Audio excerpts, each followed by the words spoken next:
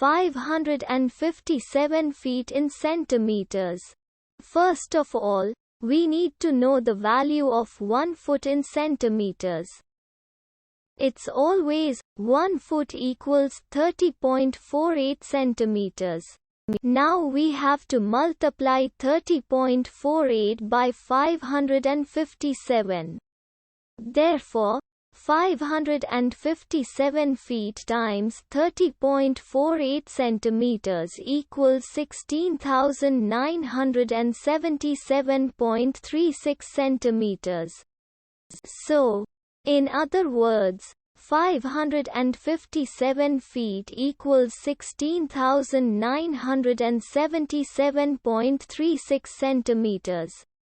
We hope you have enjoyed this video. Please like and subscribe to our channel for more videos like this.